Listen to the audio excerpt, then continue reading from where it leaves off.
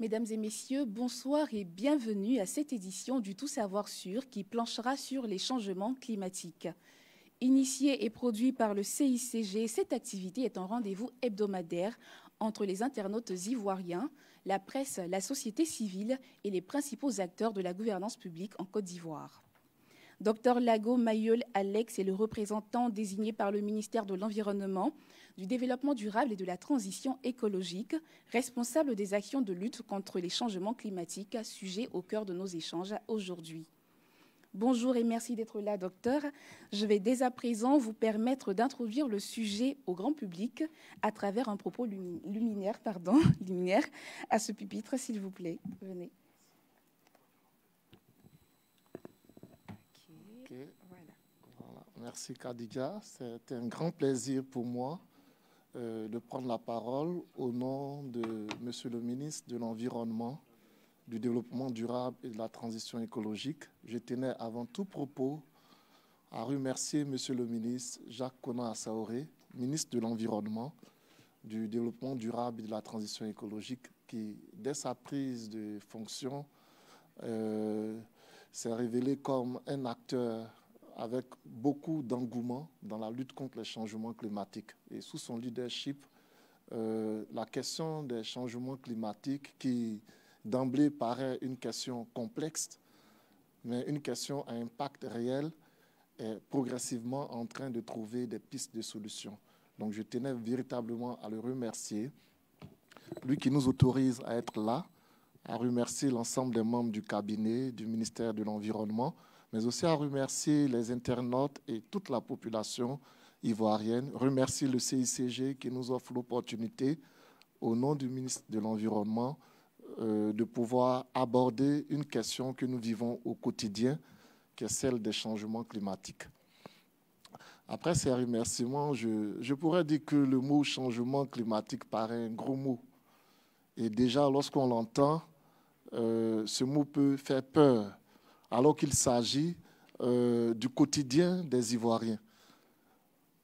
Le commun des Ivoiriens pourrait se demander que renferme ce concept de changement climatique, quel est son véritable intérêt pour nous lorsque nous sommes en quête de manger et de boire chaque jour. Donc je voudrais déjà, par ces propos liminaires, dire que la question des changements climatiques est cruciale, en ce sens qu'elle touche à notre existence.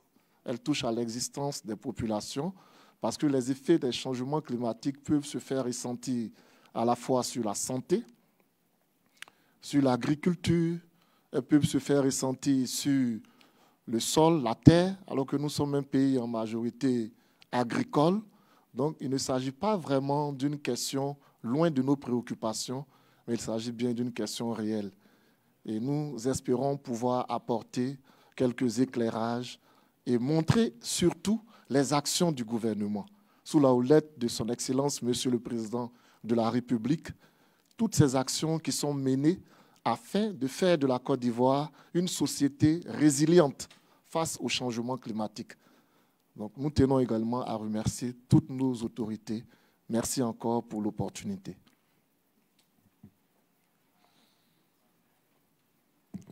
Merci, docteur. Alors, chers participants, démythifions ensemble et bien entendu grâce à l'éclairage du secrétaire exécutif de la Commission nationale de lutte contre les changements climatiques, ce dit phénomène aux fenêtres de notre pays. Je prends des questions de journalistes en salle, en l'occurrence 3 pour chacune des séries d'interventions. Mais avant, je vous communique au docteur Lago sinon une première question, pour une meilleure contextualisation du sujet pour nos internautes. Alors, vous le disiez tout à l'heure, moi j'ai lu hier dans nos recherches, un internaute écrire ceci. Lutte contre les changements climatiques, on n'a pas encore fini de lutter contre les problèmes qu'on voit, mais on veut combattre ceux qu'on ne voit pas. Donc, qu'en dites-vous, docteur? Comment expliquer la position du gouvernement sur ce phénomène et pourquoi la création d'une commission spéciale pour y parvenir? Je reprends. Ça va? Parfait, d'accord. Allons-y maintenant avec les questions en salle, si vous le permettez. Amis de la presse, vous avez le micro. Nom, prénom et organe de presse avant, s'il vous plaît.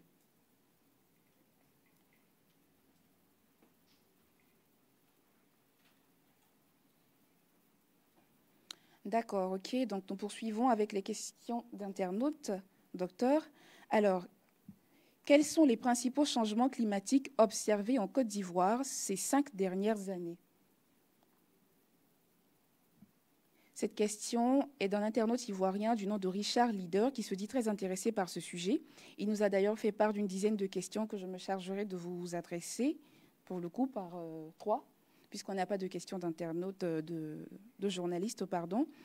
La seconde question sera de savoir comment le changement climatique affecte-t-il spécifiquement la production de cacao, principale culture d'exportation du pays. Comment le changement climatique affecte-t-il spécifiquement la production de cacao, principale culture d'exportation du pays? Et la dernière, au titre de cette série, ce sera de savoir quelles sont les régions de la Côte d'Ivoire qui sont les plus vulnérables face au changement climatique et pourquoi.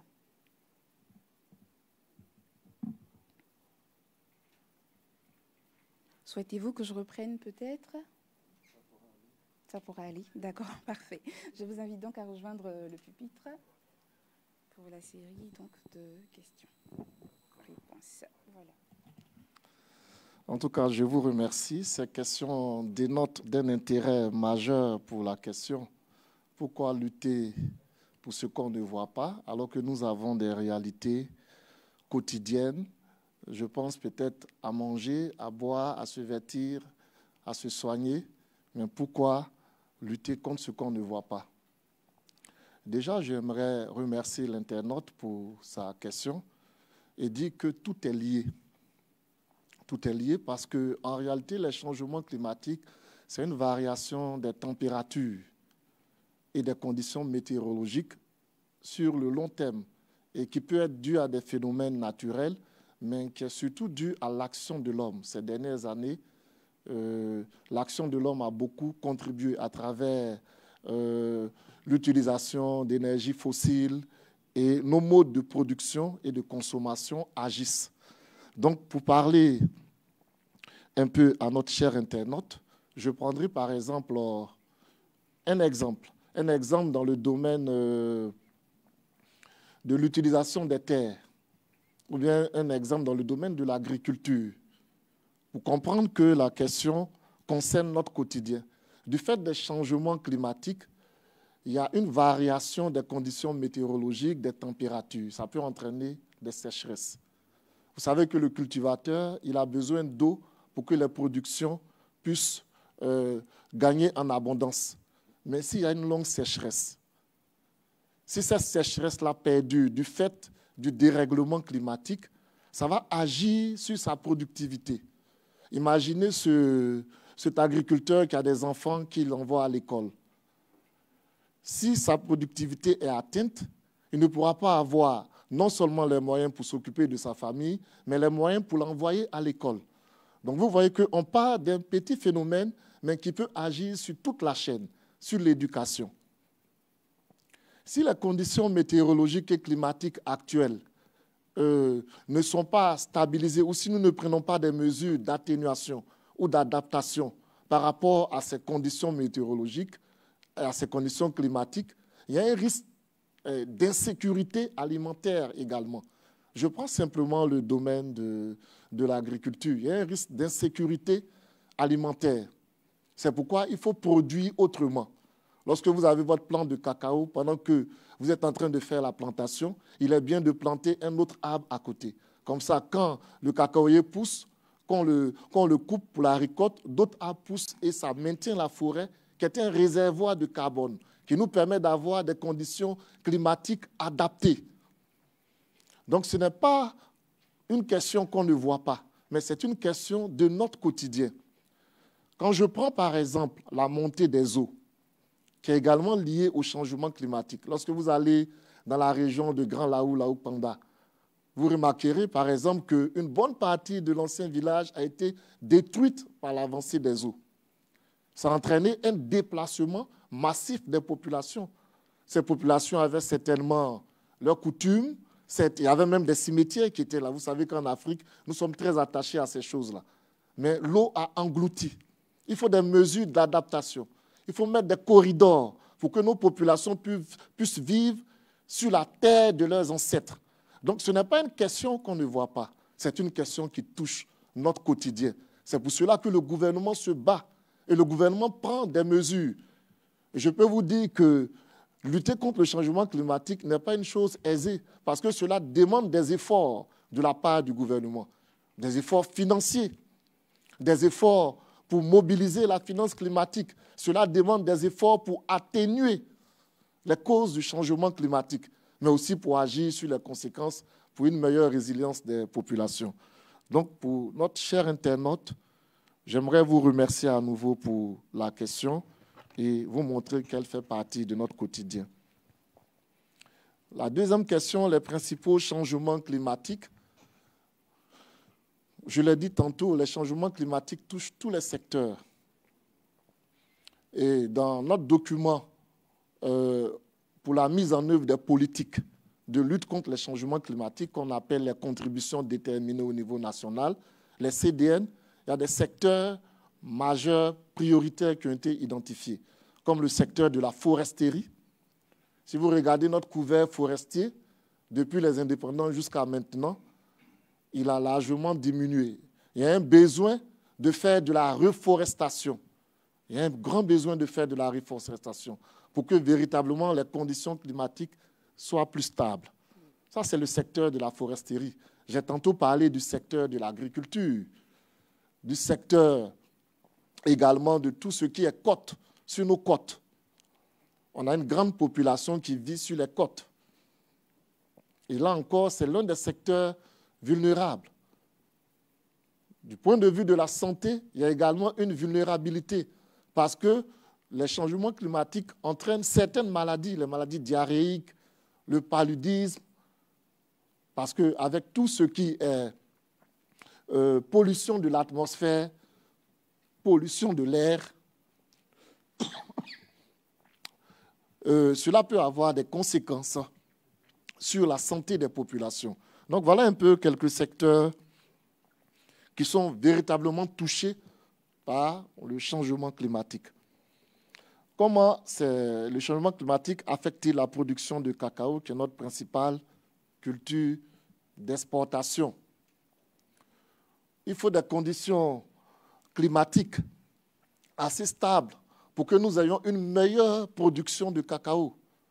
Il faut, s'il pleut par exemple, s'il pleuvait par exemple 2 fois dans l'année et que du fait du changement climatique, il ne pleut qu'une seule fois, comment la production de cacao va-t-elle croître? S'il y a une avancée de la sécheresse parce qu'on n'a plus suffisamment d'arbres, comment la production de cacao va-t-elle croître? Or, nos attitudes peuvent agir sur le dérèglement climatique et cela doit nous amener à prendre des mesures également dans le secteur de la cacaoculture pour garantir des productions stables. Donc, c'est un peu ce que je pouvais dire sur ce domaine. Merci, docteur. Alors, nous allons poursuivre avec les questions. Est-ce que nous avons des questions en salle? Sinon, nous prenons les questions. OK, parfait. On va commencer donc juste ici, à gauche. Nom, prénom et organe de presse avant, s'il vous plaît. Alors, bonjour, monsieur le conseiller technique. Je suis monsieur Nassis Konan, journaliste à l'organe numérique Le Point Sûr. Monsieur le conseiller, ma question est la suivante. Quels sont les moyens les plus efficaces pour réduire les émissions de gaz à effet de serre dans les secteurs de l'agriculture, du transport et de l'industrie? Ma deuxième question... Une question à la fois, s'il vous plaît. D'accord. Merci. Seconde question en salle. Allez-y, s'il vous plaît. Bonjour, docteur Lago. Je suis Malawa Bertin du quotidien Le Patriote. Depuis hier, la 16e COP se tient à Cali, en Colombie. Est-ce que la Côte d'Ivoire est invitée à cette rencontre internationale? Et si elle est invitée, quels sont les enjeux de cette 16e COP? Merci, monsieur. Nous avons une troisième question. Allez-y, s'il vous plaît. Bonjour, monsieur Lago. Je suis Léon Brou, RTI 1. Vous voulez que je me lève? Mais pourquoi? Non, non, pourquoi je dois me lever?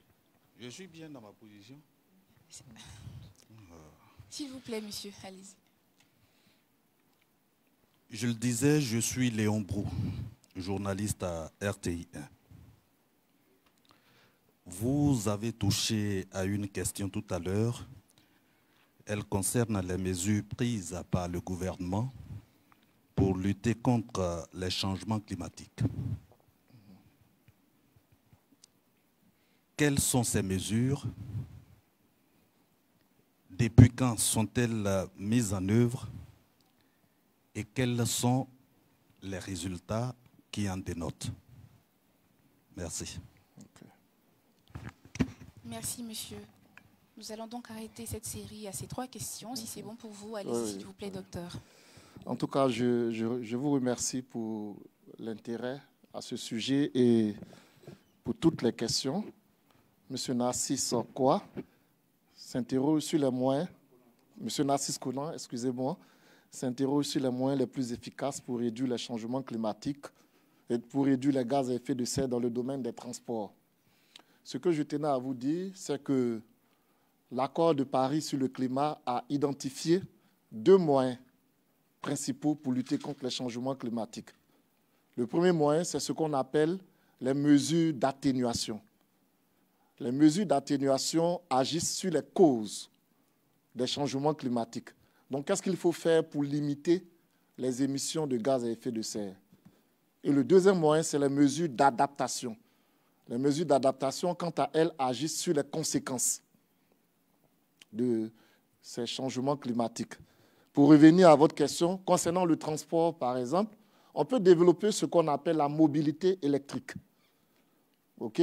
Pour que les véhicules qui sont émetteurs de CO2, en basculant vers la mobilité électrique, on puisse produire ou émettre moins de gaz à effet de serre, ce qui va nous donner un environnement plus vertueux. Et je pense que le gouvernement de Côte d'Ivoire a un large programme sur la mobilité électrique. Plusieurs institutions sont mises en place pour pousser ce programme-là. Il y a également beaucoup de textes de loi qui sont pris pour pouvoir adresser la question de la mobilité électrique. Et vous n'êtes pas sans ignorer qu'on a quand même un échantillon de véhicules électriques qui circulent ici en Côte d'Ivoire. Le projet est en cours, mais le gouvernement y travaille pour que véritablement il y ait la mobilité électrique. On peut pratiquer également le covoiturage. Le covoiturage, ou développer ce qu'on appelle les transports en masse. C'est pourquoi le projet du métro et tout ce qui est très interurbain, c'est très important pour développer le transport de masse. Parce que vous savez tous que nos véhicules ici, pour la plupart, notre parc automobile a besoin également d'être rajeuni. Et dans ce sens-là, le gouvernement fait beaucoup d'actions. Dans le secteur de l'agriculture, il y a un vaste programme d'agroforesterie qui est mis en place également par le gouvernement. Dans ce sens-là également, le gouvernement travaille à inciter les populations à adopter de nouvelles techniques agricoles qui ont une empreinte carbone un peu plus faible. Donc l'agroforesterie est un des exemples, comme je l'ai dit. Ça permet de véritablement atténuer les effets du changement climatique. Dans le domaine de la foresterie aussi, c'est un secteur où beaucoup de choses sont faites. Il y a un des projets du gouvernement qu'on appelle le projet Pré, autour du parc de Taï, où le gouvernement travaille pour pouvoir entamer une vaste campagne de reforesterie pour que les poumons climatiques, qui sont les forêts, puissent être protégés. Vous savez qu'à Abidjan, la forêt du Banco nous aide beaucoup en tant que grand poumon climatique. Et nous devons encourager et développer tout ce qui est reforestation. Donc, c'était pour M. Narcisse Conan. La question de M. Malawa Bertin, effectivement, la COP à Cali, en Colombie, a lieu. Elle est très importante. Pourquoi? Parce que vous savez que la COP 15 sur la désertification a été organisée en Côte d'Ivoire. Donc, nous avons été le pays hôte de cette COP-là et nous passons le flambeau à la Colombie. Donc, ça, c'est déjà un enjeu. Tellement que la Côte d'Ivoire a très bien organisé cette COP, c'est de cette COP-là qu'est sortie plusieurs initiatives telles que Abidjan Legacy Programme. Et nous passons le flambeau à la Colombie. Effectivement, les autorités de ce pays y sont. L'enjeu, c'est vraiment la lutte contre la désertification. La lutte contre la désertification. Vous savez, avec les changements climatiques, la chaleur monte, le désert avance. Et si on n'a pas de terres cultivables, ça va agir sur la sécurité alimentaire. Ça va agir sur la biodiversité même. Les espèces qui sont dans l'environnement ne pourront plus survivre à cause de la désertification. Donc, c'est véritablement un enjeu important et la Côte d'Ivoire est présente à cette COP-là. Relativement à la question de M. Léon Brou de la RTI, quelles sont les mesures prises par le gouvernement pour lutter contre le changement climatique, depuis quand et quels sont les résultats? Les premières mesures, c'est que la Côte d'Ivoire n'est pas restée en marge du monde. La Côte d'Ivoire s'est engagée comme les autres États, je dirais même peut-être même à certains degrés, plus que les autres États, en ratifiant l'accord de Paris, en mettant en place des institutions, dont un cadre de gouvernance. Voilà, la journaliste a pu vous dire qu'il y a une commission actuellement de lutte contre le changement climatique qui a été créée. C'est pour coordonner toute l'action climatique dans le pays. Et la Côte d'Ivoire, dans sa lutte contre le changement climatique, a produit un document qu'on appelle les CDN, les contributions déterminées au niveau national. Dans les premières CDN, l'ambition de la Côte d'Ivoire, c'était de réduire les impacts du changement climatique de 28,15%. Mais dans ces CDN révisés, la Côte d'Ivoire a monté son ambition pour réduire les impacts des changements climatiques de 30,41%. Donc le gouvernement est véritablement engagé. Il y a un cadre de gouvernance qui est mis en place. Il y a des actions assez concrètes également qui sont menées en matière d'hydroélectricité, en matière de transport durable, en matière de foresterie. Et petit à petit, nous commençons à voir les résultats. Merci, docteur. Alors, nous poursuivons les interactions avec notre intervenant. Pardon, c'est le docteur Lago Alex. Est-ce que nous avons des questions en salle? Oui, allez-y. 2 questions en salle. Nom, prénom et organe de presse avant, s'il vous plaît.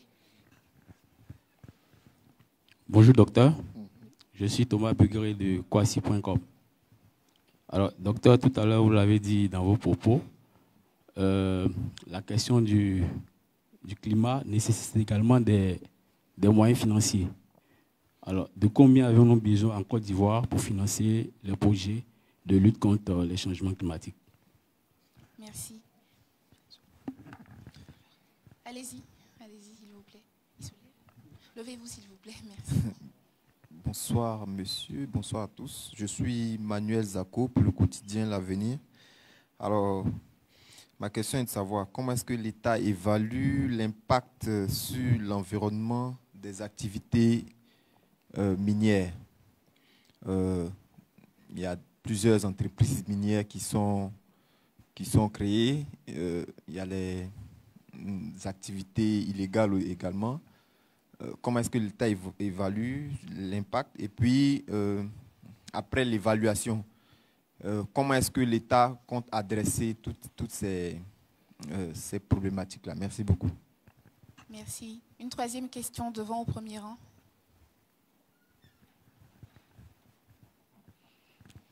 Bonsoir, docteur. Donc, on a Konan. D'accord. Alors, quelles stratégies d'adaptation au changement climatique sont les plus urgentes à mettre en place? Merci.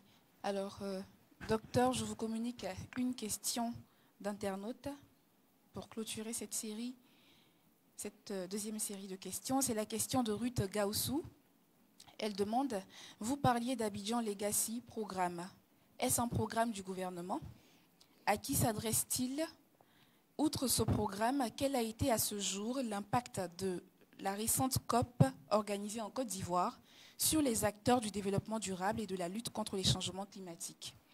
Est-ce en termes de financement, de création d'emplois? Quel a été l'impact réel sur les acteurs locaux? Voilà, nous allons clore cette série avec cette question. Allez-y, s'il vous plaît.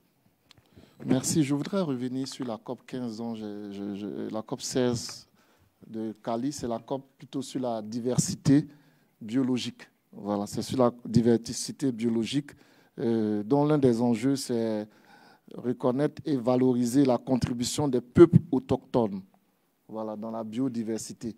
La biodiversité, elle est très importante.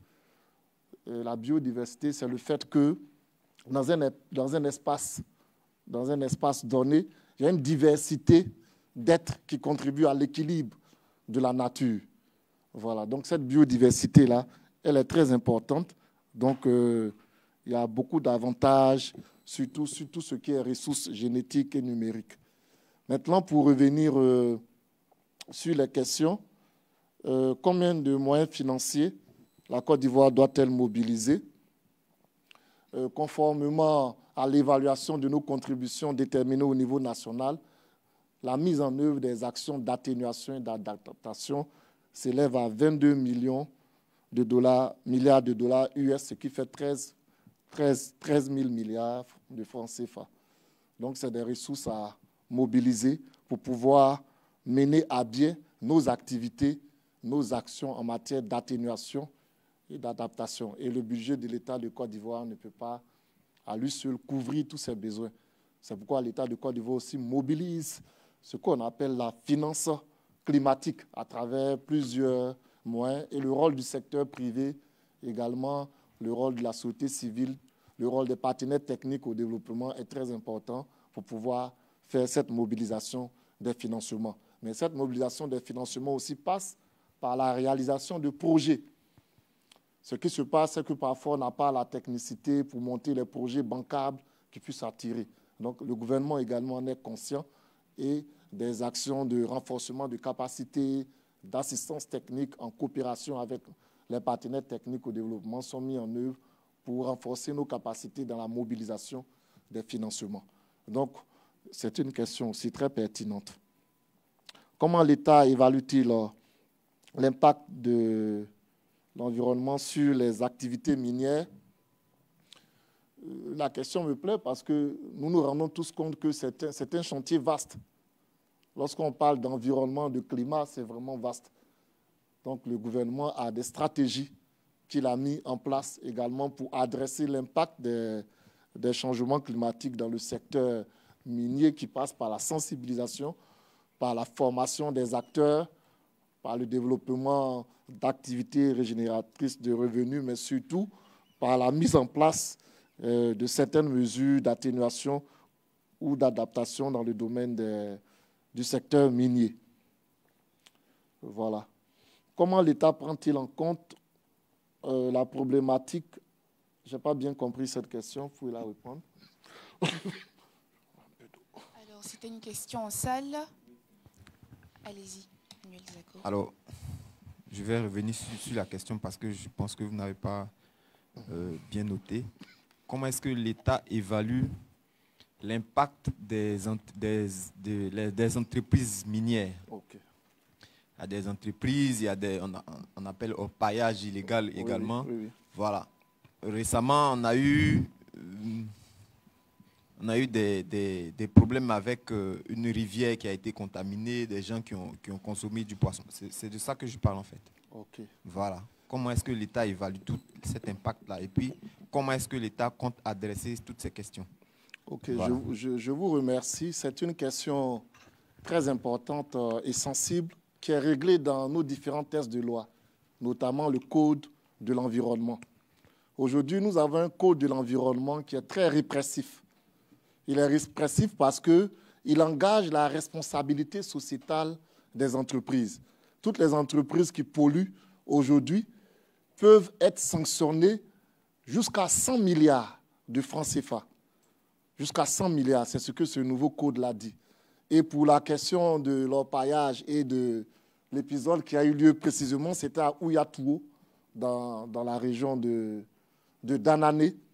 Dès que l'incident est survenu, le gouvernement a pris les mesures urgentes qui s'imposaient.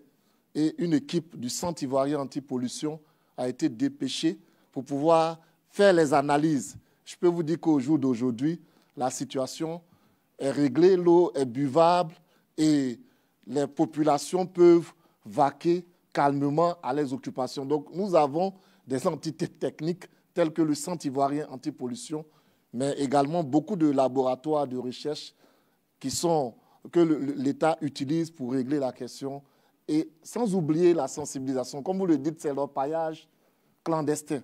Donc les entreprises sont soumises à la rigueur de la loi lorsque l'État se rend compte que ce sont elles qui ont pollué. Et si vous lisez très bien les textes, vous verrez que, en plus des sanctions administratives qui peuvent consister en la fermeture de ces entreprises qui polluent, il y a également des sanctions financières.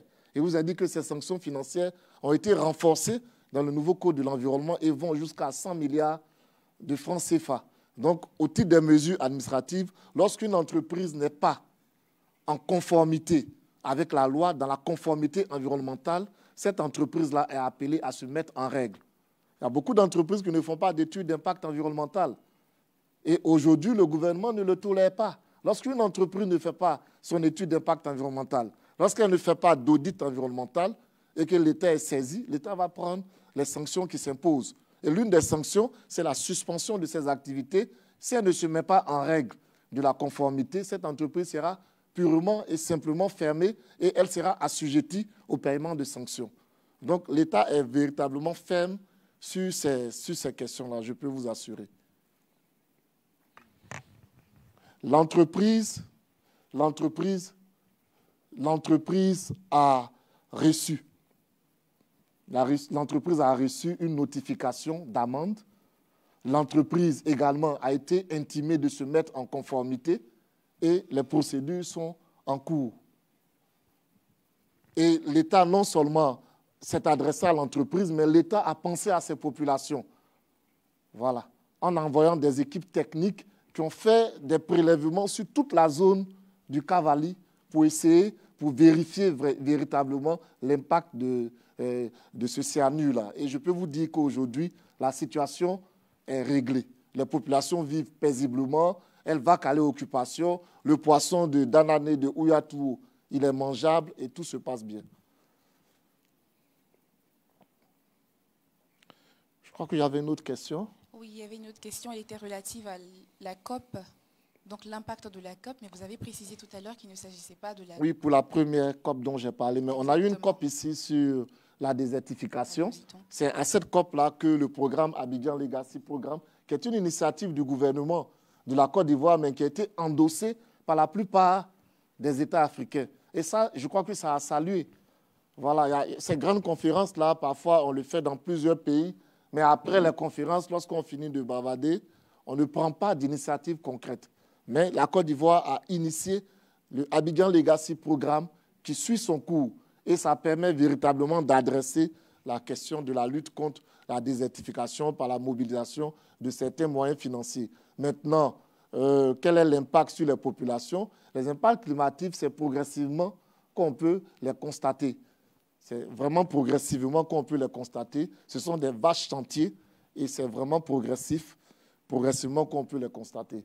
Voilà. Je peux vous assurer que beaucoup de choses sont faites par le gouvernement et la Côte d'Ivoire, je peux le dire, est l'un des pays qui est en train de mieux se préparer à la riposte climatique. Ça, je peux vous le dire. La Côte d'Ivoire est l'un des pays qui se prépare mieux à la riposte climatique parce qu'il y a une panoplie de mesures à la fois institutionnelles dans le cadre de gouvernance, mais aussi des mesures opérationnelles qui permettent d'adresser la question. Merci, docteur. Alors, parlant de préparation, est-ce qu'on pourrait savoir, s'il vous plaît, quel est le budget alloué donc, par la Côte d'Ivoire à la lutte contre les changements climatiques? C'est la première question. Permettez-moi donc de poser la seconde avant de prendre les questions en salle. On a une question? Oui, donnez le micro, s'il vous plaît. Malawa Bertin du quotidien Le Patriote. Docteur, quels sont les différents projets mis en œuvre à l'intérieur du pays à l'effet de sensibiliser davantage les paysans afin d'empêcher la déforestation qui est liée à cette thématique? Merci. Avons-nous d'autres questions? Allez-y, s'il vous plaît. C'est moi encore. Manuel Zako pour le quotidien L'Avenir. Alors, on le sait, hein, les citoyens de demain, ce sont les enfants qui sont dans les écoles primaires. Alors, comment est-ce que vous Quelle stratégie vous mettez en place pour sensibiliser ces enfants-là par rapport aux questions de développement durable et d'environnement? Surtout qu'on le remarque, en Côte d'Ivoire, les gens n'ont pas conscience du simple geste de conserver l'environnement propre, de ne pas jeter les objets dans les caniveaux. Il y a beaucoup d'autres gestes. Est-ce que vous avez des programmes pour sensibiliser les jeunes et puis les populations également? Merci beaucoup. Merci. À cet effet, docteur, cher ami de la presse, permettez-moi s'il vous plaît, parlant donc de renforcement de capacité, comment est-ce que la Côte d'Ivoire prépare sa jeunesse à répondre aux défis donc, de la lutte contre le changement climatique en termes déjà de formation? Parce qu'aujourd'hui, on parle donc de former les jeunes dans tout ce qui est mobilisation de financement. Est-ce qu'aujourd'hui, avec la panoplie d'universités publiques qu'on a, on a des universités publiques qui forment justement en développement durable, en mobilisation de financement participatif, etc. Sinon, quand est-ce que cela est prévu? Voilà. On poursuit avec votre question, si vous permettez. Allez-y, s'il vous plaît. Merci, docteur. J'ai été satisfait en partie par rapport à la réponse à ma question. Mais tout à l'heure, mon confrère de Le Patriote a ouvert la porte. Je vais lui emboîter le pas pour savoir les différents programmes, puisque le cadre institutionnel et réglementaire de la lutte est déjà connu à travers des mesures que le gouvernement a prises. Mais qu'est-ce qui reste de façon opérationnelle? C'est pour ça que je voudrais savoir les différents programmes de lutte contre le changement climatique et les efforts financiers que ces programmes ont nécessité de la part du gouvernement comme de ses partenaires pour un peu apprécier l'effort qui est fait jusqu'aujourd'hui et puis appréciation en disant quel est l'impact véritable de ces programmes-là sur le changement climatique. D'accord. C'est bon pour vous, docteur? Ok. Ok, d'accord. Donc, on va commencer par les premières questions. D'accord. Le temps qu'on puisse préparer la documentation nécessaire. Allez-y, docteur. Donc, concernant le budget alloué, je vous ai dit que dans la stratégie de lutte contre les changements climatiques, nous avons un document qu'on appelle les CDN, les contributions déterminées au niveau national. Et nos CDN, leur mise en œuvre est évaluée à 22 milliards de dollars USD. Okay. Voilà. Ça fait, en termes de CFA, 13 000 milliards de francs CFA. Et la Côte d'Ivoire n'a pas encore pu mobiliser tous ces financements-là, mais la Côte d'Ivoire est en voie à travers différents mécanismes. Voilà. Je n'aurais pas parlé, comme le mécanisme du marché carbone. Pour ce mécanisme-là, nous sommes en train de mettre en place le cadre réglementaire, mais la mobilisation bilatérale à travers la coopération au niveau des partenaires tels que le FMI, l'Union européenne, la Banque mondiale et tout cela. Mais il y a la part État également dans la mobilisation. Voilà. Ces dernières années, vous remarquerez que nous avons de plus en plus de mesures de fiscalité environnementale où les citoyens de l'État contribuent, même si notre proportion n'est pas beaucoup, mais nous avons quelques taxes également. Et je peux vous dire que l'État fait beaucoup d'efforts. Pour certains secteurs, nous avons beaucoup de projets. Hein.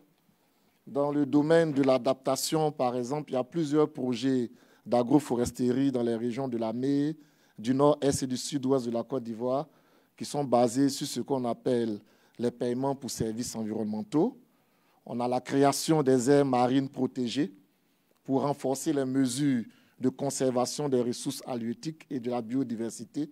Ça, c'est du côté de Grand Bérébi. Du côté de Grand Laou, on a le programme d'amélioration de la résilience de la zone côtière ouest-africaine, qu'on appelle le WACA. On a également un programme intégré de développement et d'adaptation au changement climatique dans le bassin du Niger qui vise à renforcer la résilience des populations et des écosystèmes dans la gestion durable des ressources naturelles. Il y a une panoplie de projets tels que le projet Vigiclim pour améliorer la qualité des informations climatiques.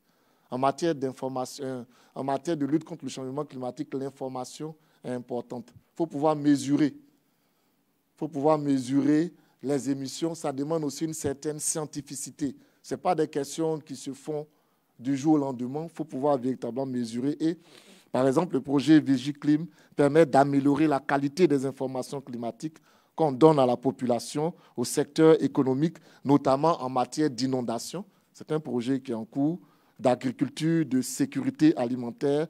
Et ce projet-là a permis l'acquisition de 10 stations météorologiques sur les 27 qui étaient prévues. Donc, on a vraiment quand même quelques chiffres. On a le projet de production et de traitement de semences certifiées en riz.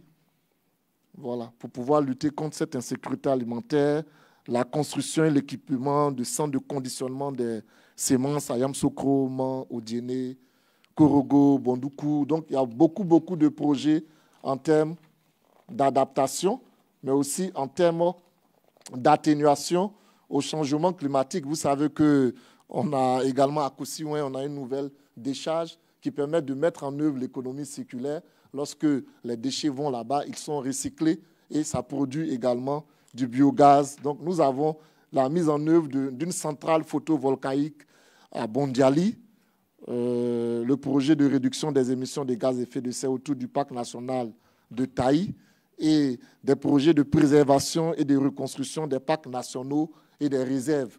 Donc, il y a vraiment une panoplie de projets.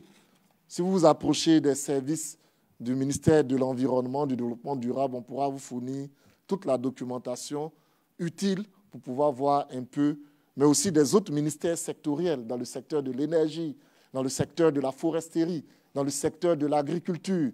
L'État a vraiment fait, des mesures sont faites. Donc, j'en ai cité quelques-unes. Maintenant, les écoles primaires, la sensibilisation, ça c'est depuis la Constitution même que l'État montre le rôle de l'éducation.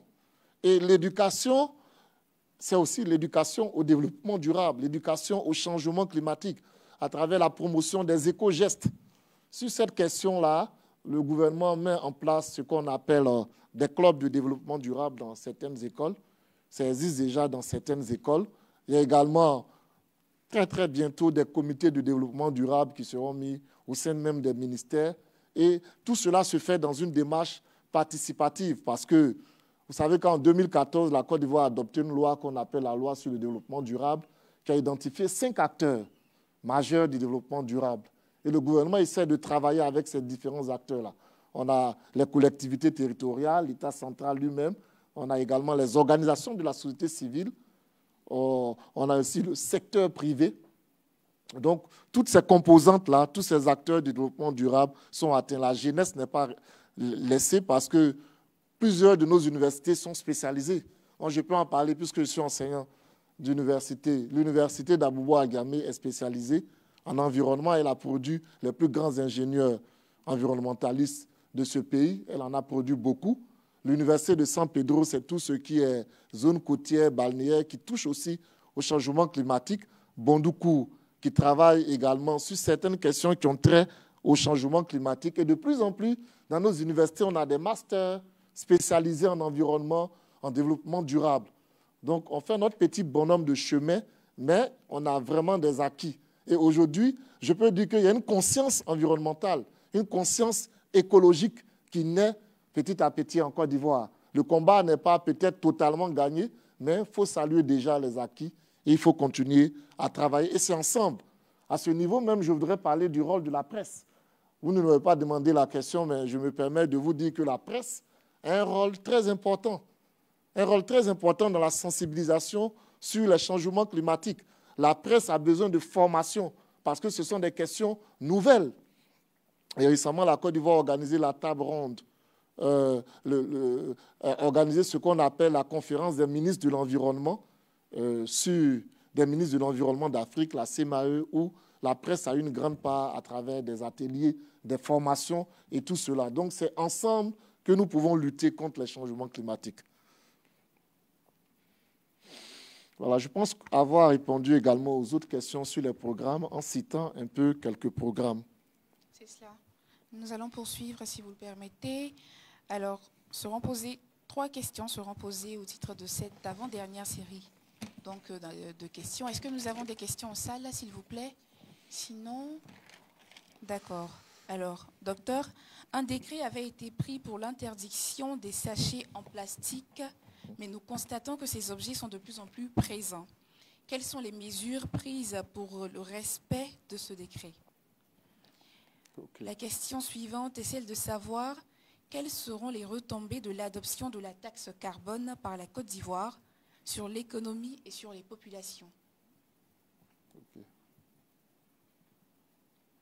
On va boucler cette série avec une question relative à la protection des ressources naturelles. C'est de savoir est-ce qu'il existe un plan de protection du littoral contre la montée des eaux. Voilà. Si c'est bon pour la prise de notes, allez-y s'il vous plaît. Merci beaucoup. Le décret sur les sachets plastiques a été pris et cette année, il a fait l'objet d'évaluation. Sa mise en œuvre a fait l'objet d'évaluation au cours d'un atelier pour voir où nous en sommes.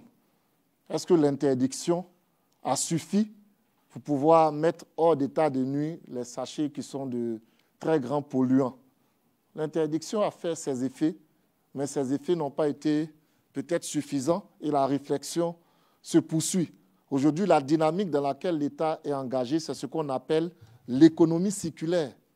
On interdit, certes, mais on peut redonner vie pour faire entrer ces éléments nocifs-là dans le circuit économique, pour créer un effet de circularité de l'économie.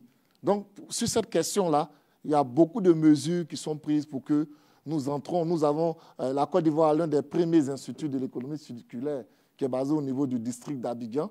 C'est un peu rare en Afrique, mais nous sommes en plein pied dans l'économie circulaire.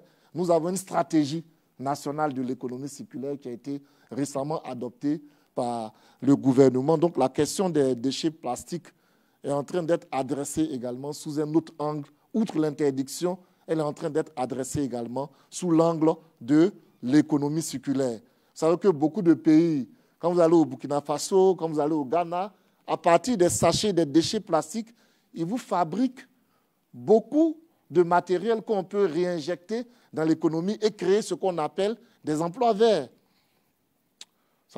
On peut créer une nouvelle filière. Donc c'est dans cette dynamique-là que l'État est pour pouvoir véritablement faire la promotion de l'économie circulaire. Relativement à la taxe carbone, pour l'heure, nous n'avons pas encore de taxe carbone. Nous avons une fiscalité environnementale, nous avons quelques taxes et des mesures d'incitation pour protéger l'environnement, telles que les mesures prévues à l'article 18 de l'annexe fiscale 2024, qui accorde des incitations fiscales pour tout ce qui est entreprise qui importe des matériels d'énergie solaire et tout cela. Pour la taxe carbone, la taxe carbone repose sur un principe qu'on appelle le principe du pollueur-payeur. Et normalement, le principe, c'est que c'est celui qui pollue qui doit payer, mais il faut pouvoir mesurer les émissions de carbone. Pour pouvoir taxer véritablement, il faut savoir combien d'émissions ont été faites, il faut savoir qui est le véritable pollueur. Donc, il y a des questions préalables. Et je peux vous dire qu'en Afrique, c'est l'Afrique du Sud seulement qui a été l'un des premiers pays à appliquer la taxe carbone et qui se bat encore. Nous avons une fiscalité environnementale incitative qui permet également d'adresser ces questions-là. La fiscalité incitative et les taxes ont un double avantage. Il y a ce qu'on appelle le double dividende. Le dividende environnemental ou climatique. Donc ça permet ça permet de pouvoir lutter contre les pollutions parce que ça dissuade le pollueur à polluer plus. Et il y a un dividende également économique parce que ça permet d'avoir des moyens financiers pour adresser la question de la lutte contre les changements climatiques. Voilà, mais pour le moment, nous n'avons pas encore de taxe carbone. Sur la protection du littoral, en 2017, la Côte d'Ivoire a adopté une loi qu'on appelle la loi sur la protection et la gestion du littoral. Donc, nous avons travaillé du côté législatif et cette loi a prévu la mise en place d'une agence qu'on appelle l'Agence nationale de la gestion du littoral. l'ANAGIL, qui est en train d'être mise en place. Mais nous travaillons également à travers le projet dont je vous ai parlé tout à l'heure, qui est le projet WACA. Voilà, un projet où l'État a pu obtenir un financement pour pouvoir créer un corridor de sécurité sur le littoral pour pouvoir adresser la question de la montée des eaux, la question de l'érosion côtière et tout cela. Donc, sur la question du littoral, c'est un peu ça. Il est prévu également la promotion de la création de mangroves, parce que les mangroves aussi permettent de canaliser également cette érosion-là. Donc, il y a quelques actions comme ça qui sont faites pour adresser la question de la protection du littoral. Merci, docteur. Nous terminons donc avec cette dernière série de questions. Ce sera 3 questions, après lesquelles vous pourrez nous faire part de votre mot de fin. Voilà, la première, c'est de savoir, elle est de Ruth Gausso qui demande quels sont les principaux financements internationaux dont dispose la Côte d'Ivoire et comment sont-ils utilisés à ce jour?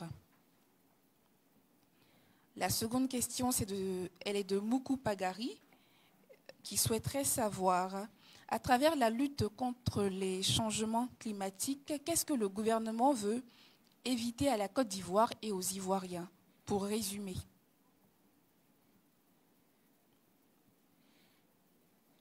La dernière question sera de savoir quels sont les principaux actes de pollution qui contribuent au changement climatique en Côte d'Ivoire. Quels sont les principaux actes de pollution qui contribuent au changement climatique en Côte d'Ivoire? Voilà, après ces éléments de réponse, vous pourrez nous faire part de votre mot de fin. Ok. Merci. En tout cas, merci à Ruth Gaussou pour son intérêt sur les principaux financements. La Côte d'Ivoire est toujours en quête de financement. On ne peut pas se satisfaire parce qu'on n'a pas encore atteint le taux qu'on recherche pour couvrir entièrement le financement de nos CDN. Mais nous avons quelques partenaires qui accompagnent la Côte d'Ivoire. Voilà, nous avons quelques partenaires, les institutions financières internationales telles que le FMI et la Banque mondiale, l'appui de l'Union européenne. Voilà, sur ces questions-là. Nous continuons de mobiliser. Voilà. L'État continue de mobiliser des financements et espère en avoir suffisamment pour adresser la question de l'adaptation et de l'atténuation. Monsieur Moukou, qu'est-ce que le gouvernement veut éviter à la Côte d'Ivoire à travers toute cette politique? Le gouvernement veut éviter beaucoup de choses. La mort, c'est plus grave. Je vais commencer des plus graves ou moins graves. La mort, la maladie, la faim. La faim. Si nous ne mangeons pas, les Ivoiriens seront les premiers à dire que l'État ne fait rien pour eux. Mais pour manger, il faut que les conditions climatiques soient bien pour que nos agriculteurs puissent avoir de bonnes récoltes. La Côte d'Ivoire est un pays en majorité jeune. Si notre jeunesse est décimée par la maladie, ce n'est pas bon. Mais le changement climatique entraîne certaines maladies. Certaines maladies. Donc, le gouvernement veut éviter tout cela à la population. Le gouvernement veut nous permettre de vivre dans un cadre sain pour les générations présentes, mais aussi pour les générations futures. C'est ce qu'on appelle le développement durable. Les générations présentes, mais aussi les générations futures. Donc nous travaillons pour aujourd'hui, mais nous travaillons pour les enfants de nos enfants, afin qu'ils viennent trouver une Côte d'Ivoire vivable, une Côte d'Ivoire où il y a encore des arbres. Pour parler simplement, il faut que nos enfants, les enfants de nos enfants, viennent trouver une Côte d'Ivoire où il y a encore des arbres, où il y a encore des cours d'eau, où on peut manger encore du poisson d'eau douce. Une Côte d'Ivoire où on peut continuer de voir les éléphants qui sont notre symbole. On dit Côte d'Ivoire. Donc tout ça, il y a beaucoup d'actions qui sont menées. C'est tout ça la lutte contre le changement climatique. Parce que s'il y a la biodiversité, quand elle est atteinte, ça peut entraîner une extinction de certaines espèces animales et végétales. Alors vous savez que les espèces végétales aussi, on les utilise pour les médicaments, les traitements. Donc c'est tout ce chaos-là que la Côte d'Ivoire veut éviter à travers la prise de mesures d'atténuation, mais aussi la prise de mesures d'adaptation dans le cadre de la lutte contre le changement climatique. Et je crois la dernière question, c'était là.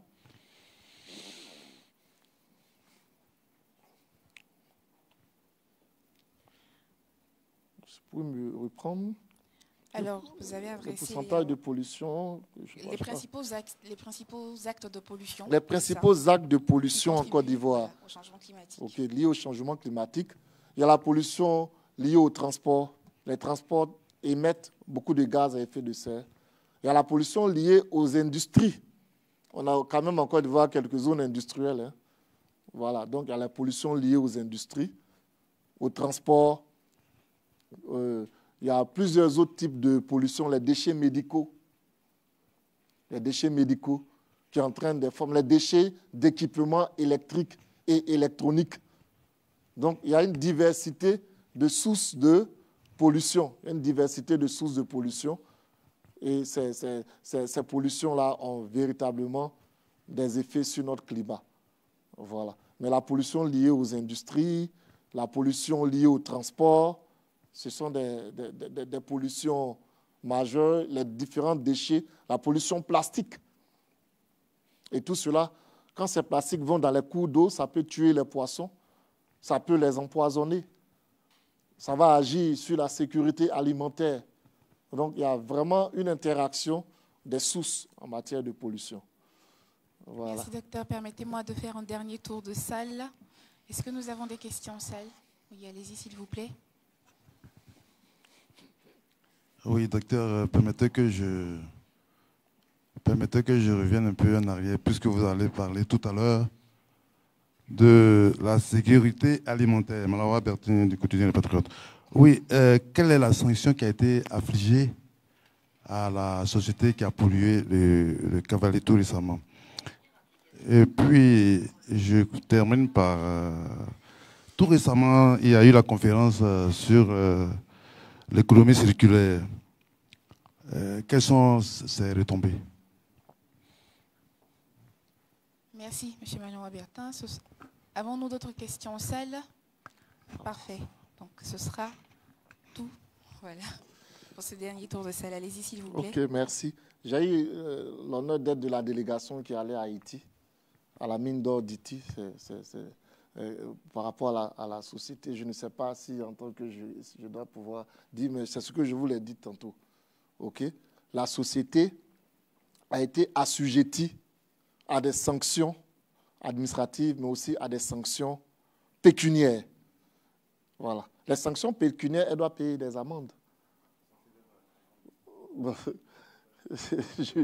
Je ne saurais vous le dire ici. Voilà, je ne saurais vous le dire ici. Mais je peux vous dire que depuis que le nouveau code de l'environnement a été adopté, l'État agit avec rigueur. Si vous voulez, récemment, au moins dans le secteur, ça je peux vous le dire, dans le secteur des huileries, il y a 20 entreprises, par exemple, qui ont été fermées récemment. 20 entreprises. Quand elles ont été fermées, elles ont reçu un arrêté de fermeture dans le but qu'elles se mettent en conformité environnementale. Le but de la sanction, c'est la conformité environnementale. Mais quand elles le font, ayant détérioré l'environnement, il faut qu'elles puissent également subir la rigueur de la loi. C'est vraiment des processus nouveaux. En Côte d'Ivoire, peut-être qu'on n'a pas toujours vu, mais dans la gouvernance, il faut parfois de la fermeté. Et je pense que nous devons encourager nos autorités à aller dans ce sens-là pour nous-mêmes, notre bien-être. Nous devons véritablement encourager nos autorités pour que les entreprises soient éco-citoyennes, pour que les entreprises respectent l'environnement. En même temps qu'elles font leur chiffre d'affaires, il faut qu'elles respectent. C'est une chaîne où chacun doit pouvoir gagner. C'est du win-win. Chacun doit pouvoir gagner. Elles doivent pouvoir exercer leurs activités tout en respectant l'environnement, tout en tenant compte également de la dimension sociale. C'est ce qu'on appelle la responsabilité sociétale des organisations. La conférence sur l'économie circulaire, je pense qu'il faut la saluer, c'est une bonne chose. La Côte d'Ivoire aujourd'hui, un grand carrefour, ce qui montre le dynamisme de notre État. Nous recevons de grands événements et je crois que depuis notre victoire à la CAN également, l'engouement vers la Côte d'Ivoire est devenu encore plus grand. Donc, ces genres de conférences-là, c'est vraiment à encourager. Voilà, la conférence visait à vraiment faire réfléchir sur comment promouvoir l'économie circulaire. Je vous ai dit que la solution est 7, la sanction, l'interdiction, mais il faut pouvoir également entrer en plein pied dans le développement durable en recyclant, en donnant vie pour pouvoir créer de nouvelles filières d'emplois verts, pour pouvoir avoir un double dividende dans notre protection de l'environnement.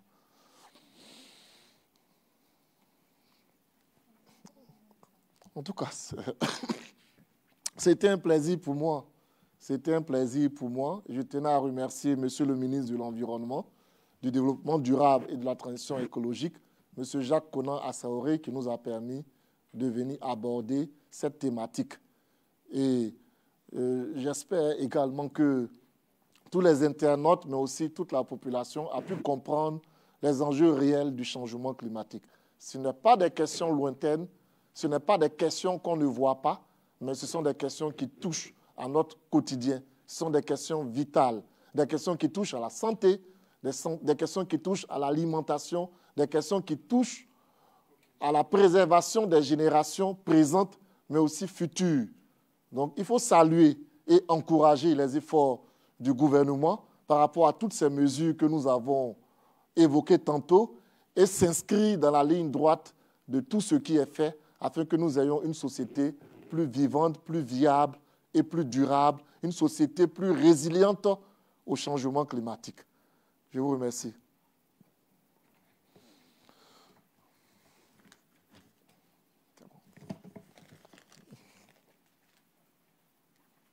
Alors, chers participants, chers internautes, c'est la fin de ce Tout savoir sur le changement climatique en Côte d'Ivoire. C'était un plaisir pour nous de diffuser cette activité qui, pour rappel, est ouverte à la participation citoyenne et volontaire à travers les comptes officiels de communication du gouvernement de Côte d'Ivoire et en présentiel au SICFU tous les mardis à 15 h. Rendez-vous lundi prochain sur les plateformes de communication du gouvernement pour l'annonce de la thématique et le mardi en direct pour une autre édition. Merci à tous et à bientôt.